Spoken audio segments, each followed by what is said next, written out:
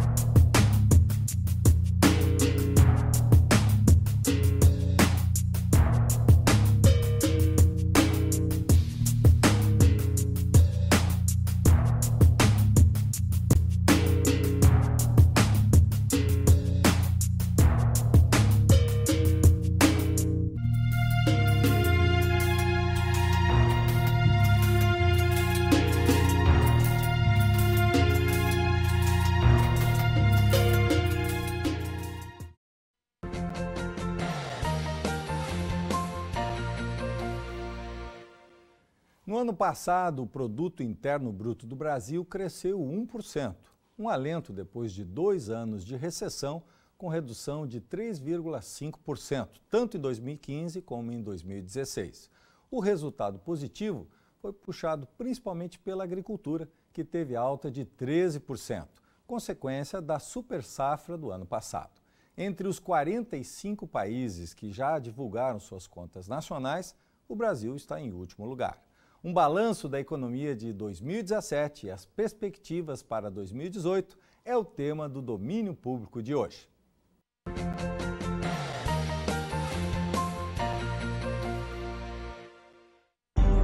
A saúde não pode esperar. Conheça agora a 5ª edição de um produto que já é referência no país. Chegou o Medplex Eixo Norte. Muito mais do que uma referência em saúde. Um novo conceito em rentabilidade imobiliária. Ideal para os profissionais. Perfeito para quem quer investir. Invista em um patrimônio que trabalha para você. A vida é mesmo assim. Escolhas contínuas que nos levam a diferentes caminhos. Antes que você decida, deixe-nos apresentar. Andamos de olhos sempre atentos para o futuro. Acreditamos que a mudança no mundo começa nas nossas atitudes, mas sabemos que não estamos sozinhos. Somos o que impactamos. Somos o mundo. Somos La Salle.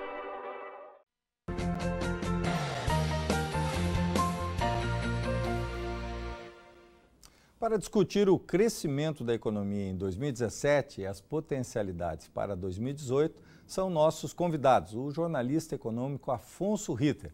Em seus 47 anos de atuação profissional, já trabalhou na Zero Hora, Rádio Gaúcha, TV Guaíba, Rádio TV Bandeirantes e Diário do Sul. É colunista do Jornal do Comércio há mais de 20 anos e assina também um portal de notícias e informações, afonsoriter.com.br.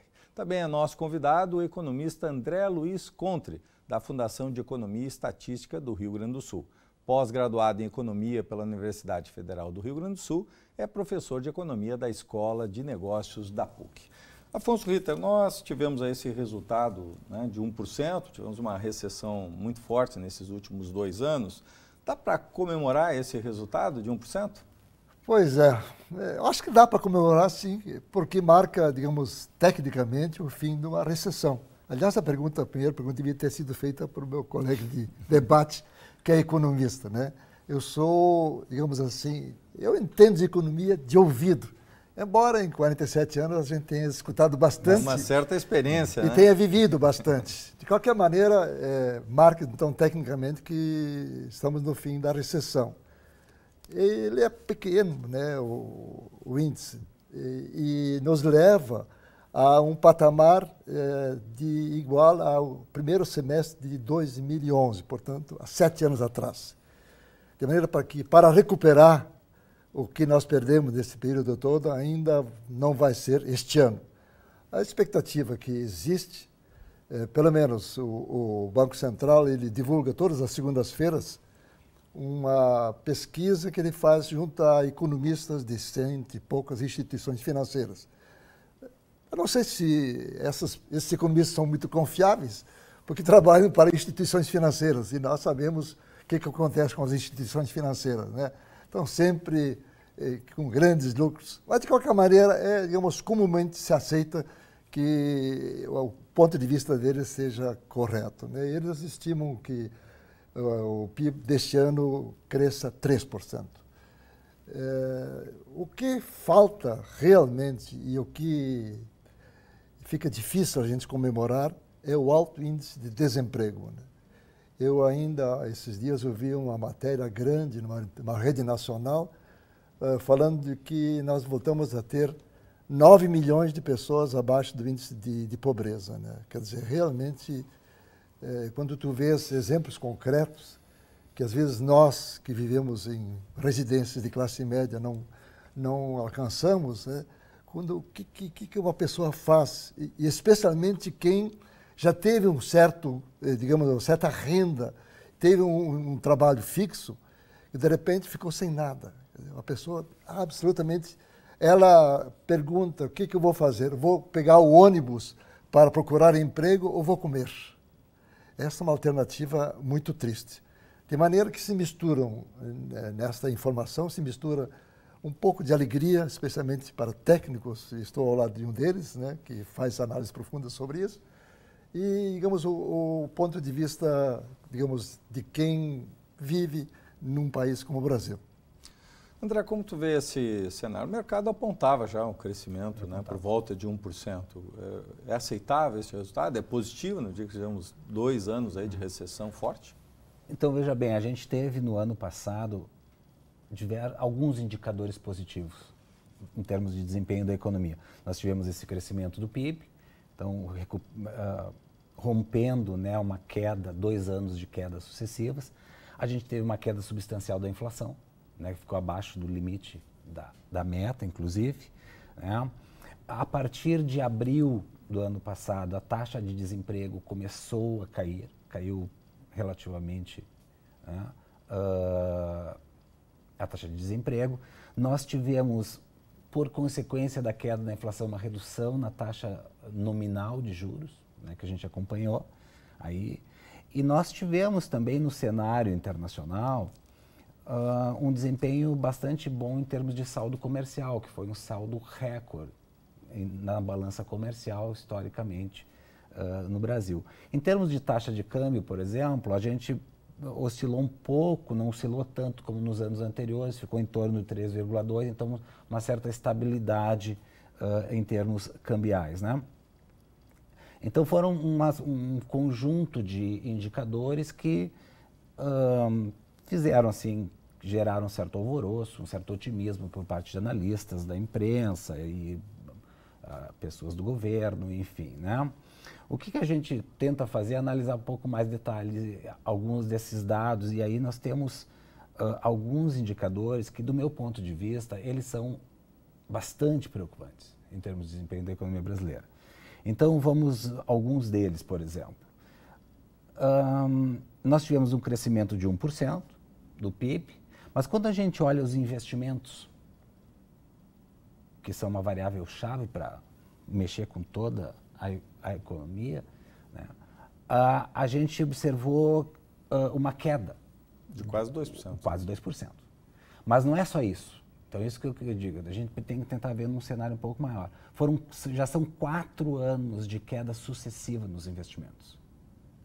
Com isso, o volume de investimentos em 2017 esteve 27% abaixo de 2013. Então, é um indicador bastante preocupante, né? Outro indicador que eu... Mas sobre investimentos, me permita? Sim. Quer dizer, a indústria de uma forma geral, está com alta capacidade ociosa. Nós precisaríamos de investimentos, principalmente em infraestrutura, não sei, é uma pergunta que eu te faço, né? Porque a indústria vai poder continuar produzindo, né? Aumentar a produção e não necessariamente, digamos assim, isso vai prejudicar o nível de inflação? Eu acredito que não, né? Nesse cenário que nós estamos, até mesmo porque como a inflação ficou abaixo do limite da banda, né? Quer dizer, se a gente tiver um pequeno crescimento da inflação, como provavelmente nós teremos... Esses investimentos são tanto público como privado. Privados, né? Público como privado. Há uma certa retração dos empresários diante desse quadro instável, né? Diante do cenário todo que a gente tem aí, né? Mas veja bem, são 4 anos de quedas sucessivas, né? Nós estamos 27%, volume de investimento 27% abaixo do que era em 2013. Quer dizer, é quase um cenário de depressão econômica. Tá? Se a gente olhar, por exemplo, a construção civil também tem apresentado quedas ao longo dos últimos 4 anos. O ano passado, se não estou enganado, foi em menos 5% a construção civil, que é um setor que não é só imobiliário, mas inclui também a infraestrutura do país. Então, nós temos 4 anos, com isso o volume da construção civil em 2017 encerrou 20% abaixo de 2013. Um outro indicador que eu considero bastante preocupante se refere à produção industrial. A gente teve eu estou falando aqui da produção da indústria de transformação, que envolve a maior parte das atividades industriais, né? A indústria de transformação no Brasil teve um crescimento ano passado de 1,7%, se não estou enganado, em 2017. No entanto, o volume de produção de 2017 está abaixo do volume de 2004. Eu não estou errando aqui. É 2004. 2017 está abaixo de 2004. Está abaixo de 2004 em termos de produto e produção. Né? Então, quer dizer, nós estamos em termos de volume de produção na indústria, praticamente estagnados por mais de 13 anos. Isso tem impactos significativos se a gente considerar as quedas brutais que tiveram em 2015 e 2016, né? Isso traz complicadores ainda mais sérios, na medida que você tem a quebra da cadeia produtiva em vários setores, empresas que entram em falência, né? Enfim, e saem do mercado. Afonso, essa questão da agricultura, né? O que puxou aí foi a agricultura. Nós temos aqui o setor primário muito forte, né? Porque a indústria teve um crescimento pífio, serviços também. Como é que tu vê essa questão da agricultura? Pois é, a agricultura ficou sempre, como nós falamos, a salvação da lavoura, né? Literalmente, então, né? Pela lavoura, então, ou seja, mas a agricultura, a agropecuária, a tendência mundial, inclusive, é de que tenha cada vez menos peso do produto interno bruto, ou seja, na produção de riquezas. Porque cada vez mais, a própria indústria já teve a participação de 20% nos anos 88, e agora está com 11,8% de peso. Mas, de alguma forma, se entende, há, digamos, transformações estruturais, porque os serviços hoje crescem muito e, em tese, cresceram um pouco, digamos, mas tem uma participação muito grande no produto interno bruto. Mas o que eu queria chamar a atenção é de que o 1% de crescimento se deve, em grande parte, do ponto de vista da demanda, do consumo, ao consumo das famílias. E ficou nesse patamar de 1%. Não, ficou maior, né, o consumo das famílias. Mas aí o que ajudou foi, em grande parte, descobriram um dinheiro sobrando, que foi o dinheiro do Fundo de Garantia, que o pessoal não usava, né, que agora não tem mais. Depois, a inflação também baixou muito em função da safra recorde da agricultura, que baixou principalmente o preço dos alimentos, que agora também se diz nós vamos ter uma super safra, talvez a segunda maior ainda, porque o clima está nos ajudando. Mas não sei se vai segurar o preço dos alimentos como tem sido até agora. Então, só para acrescentar o que o colega que está falando, né? Realmente há situações que a gente não sabe como vai ser. Talvez os 3% que estão falando de que possa haver um crescimento este ano do PIB seja mais pela inércia. Porque eu, pessoalmente, acho que o que está faltando para a economia brasileira é um crescimento sustentável. Eu, quando escrevi no jornal, dia seguinte, sobre o crescimento de 1%, usei uma expressão muito usada pelos economistas, ou seja, o risco do voo da galinha. Ou seja, a galinha não voa como o pássaro comum, uma pomba, o periquito, etc, etc. Ele voa um pouquinho, tem que baixar, e isso está acontecendo um pouco na economia brasileira, que não sei se tu concordas com isso, né? É possível pensar em 3%? O mercado sinaliza hoje, André, em torno de 2,9%, o governo fala em 3%. É possível? Eu um acho ano que... de eleições, porque em 2014 nós tivemos, acho que um crescimento de 0,5%, né? Foi um ano eleitoral. 2014 foi 0,5%, exatamente. É possível pensar num percentual índice como esse? Eu acho que é possível pensar em 3% de crescimento para este ano, né? É possível por alguns indicadores. Quer dizer, vamos supor que não ocorra uma crise maior a nível internacional. Está sinalizado esse ano, agora em janeiro a gente já teve uma queda na bolsa, nas bolsas no mundo todo, que já meio que oscilaram aí os mercados mundiais, né? Está prevista está previsto um aumento nas taxas de juros nos Estados Unidos, que ninguém sabe exatamente se serão 2 elevações ou serão mais. Isso pode trazer alguns comprometimentos em termos de fuga de capitais, né? Temos o cenário político nacional, que a gente não sabe exatamente como é que ele vai se desdobrar, né? Mas na ausência de uma crise maior e uma certa estabilidade do ponto de vista político, né, a gente tem um nível muito baixo do PIB, um patamar muito baixo. Veja bem, então, os próprios investimentos,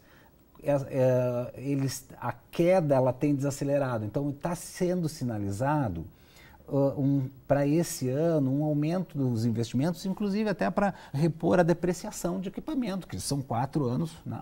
Então, algum investimento nós provavelmente vamos observar, né?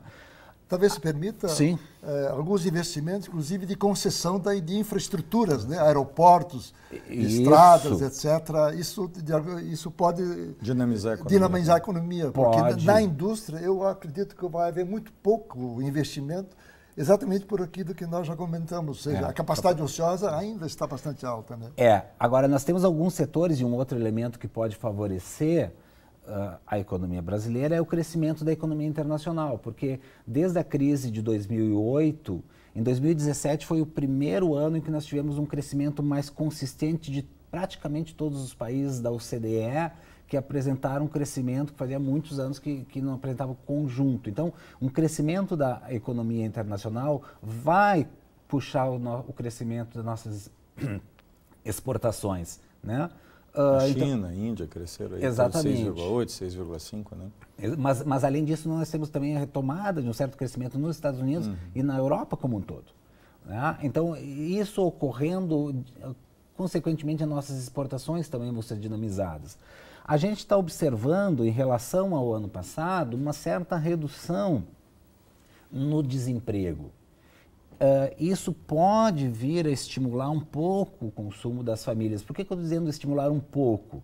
Porque o tipo de emprego que está sendo criado atualmente no Brasil e que vai ser criado a partir do ano de 2018 agora, é um emprego que a gente chama de precário, em função dessa nova reforma trabalhista. Então, você não vai mais ter carteira assinada, né, vai ter bem menos. Aliás, o emprego que está crescendo é muito de autônomos e de empregados sem carteira assinada. Então, sem carteira assinada, você não vai ter o seu 13º, você não tem o fundo de garantia, você não vai ter férias. Quer dizer, o emprego ele cresce, mas a massa salarial não cresce tanto.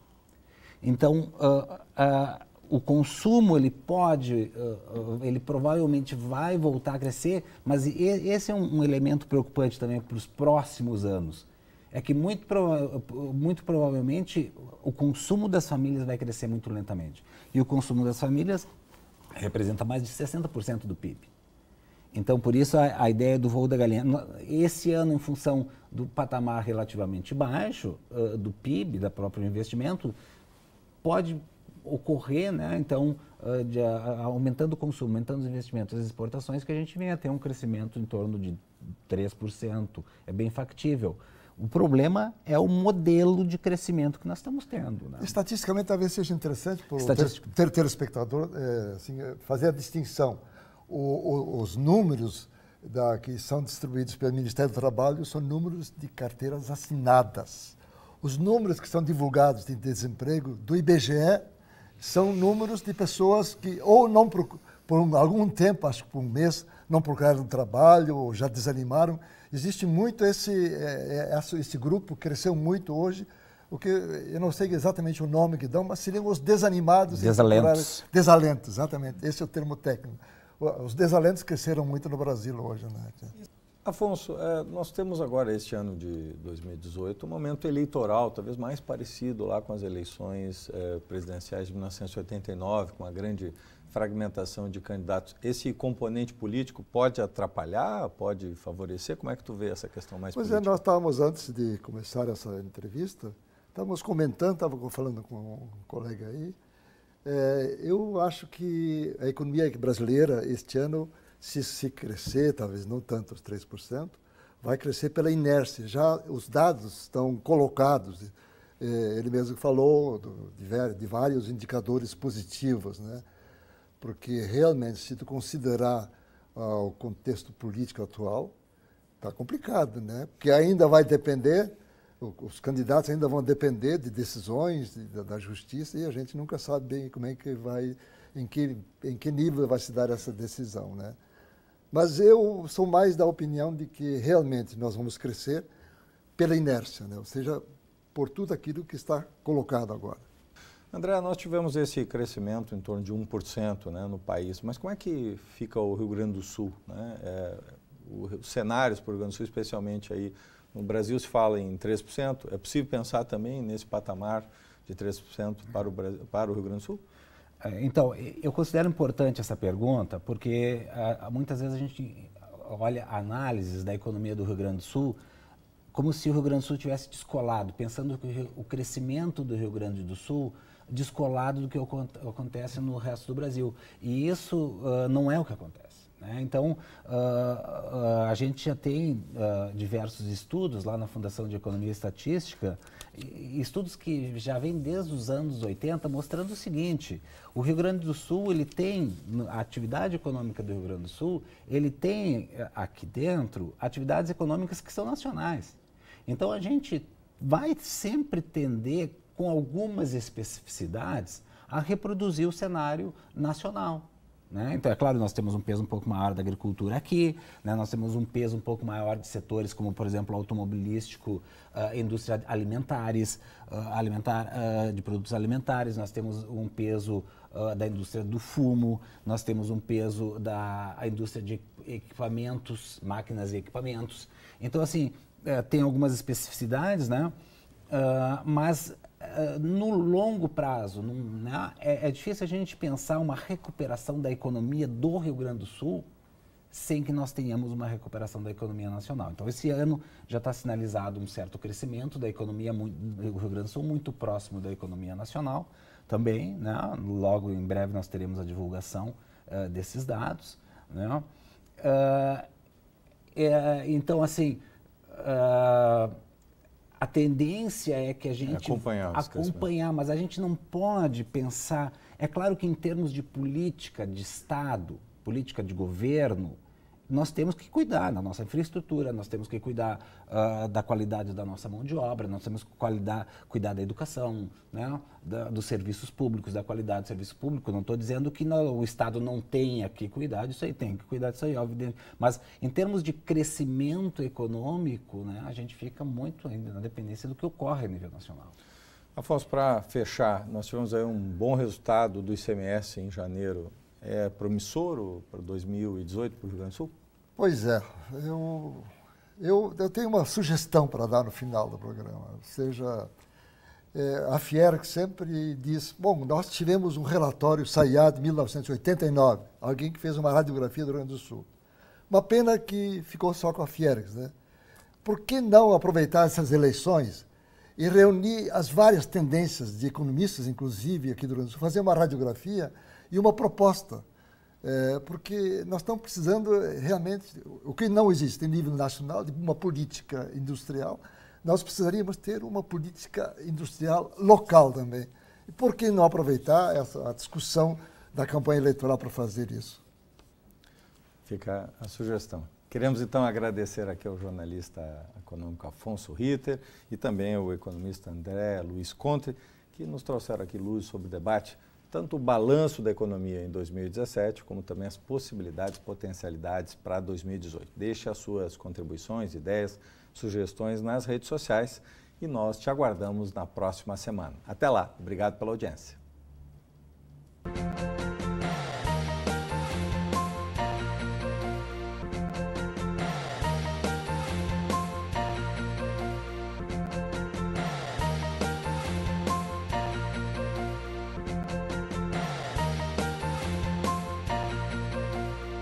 Para nós, auditores fiscais da Receita Estadual do Rio Grande do Sul, a sociedade gaúcha está em primeiro plano.